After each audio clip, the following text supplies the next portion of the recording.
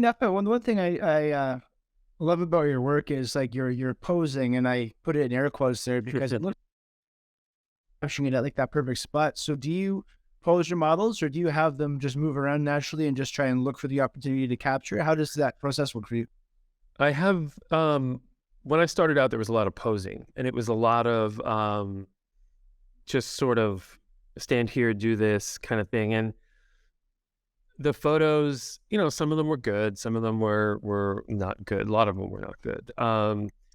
And then the more I kind of got into it, and the more I kind of threw myself into not only what I loved, but also like what's working, and what is the industry like, and what do brands like, and um, there's definitely in my work, I think there was a brief moment of posing, and then from a certain point, I can't exactly remember what it was, where it was like, oh, I like movement, and I want movement. I want natural, you know, moments that they might be contrived in terms of like, yeah, it's a model and we're going out to do a photo shoot, but the moments themselves are authentic and real because that's what's actually happening.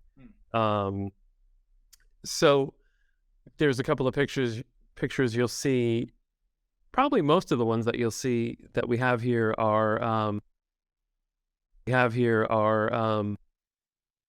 let's just see what happens. And the emotion is real, the smiles are real, the movement is real. Um, and I think that to me is what feels most comfortable and most at home, because it's how I like to capture stuff. You're creating a little playground structure, like a boundary to play within, but then within Exactly. that boundary, you have all that freedom. Exactly. Yes. That's exactly it. And it works. And it's um there's the completely unplanned stuff in terms of like street photography, which is beautiful, and I love doing that. But there's got to be some sort of structure in terms of, model shoots and portfolio work, because it's, if you both wind up just sitting there saying, okay, well, what are we going to do?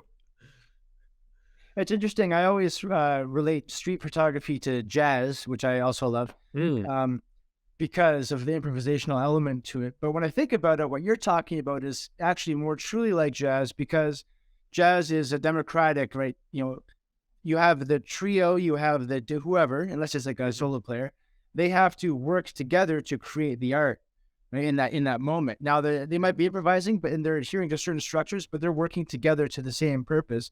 Street photography, I'm just going up and I'm capturing an image of somebody. They may or may not even be aware that I'm doing that. Whereas in the situation you're talking about, you are improvising, but within that structure. So you and the model are both working together to create that art. So I think what you're doing is, Absolutely. is more of jazz photography. I'm glad you're able to explain it, because it's one of those things where you like music, when you look back at it and you're like, I don't know what I was doing, because I play a guitar very poorly, and I have for the last 20 years. And there are some things, I can play. There's some ear training that I've done and that sort of thing. And yeah, if you have the structure of the chords or the key or whatever, yeah, it relates very well, actually. It's a great analogy for it.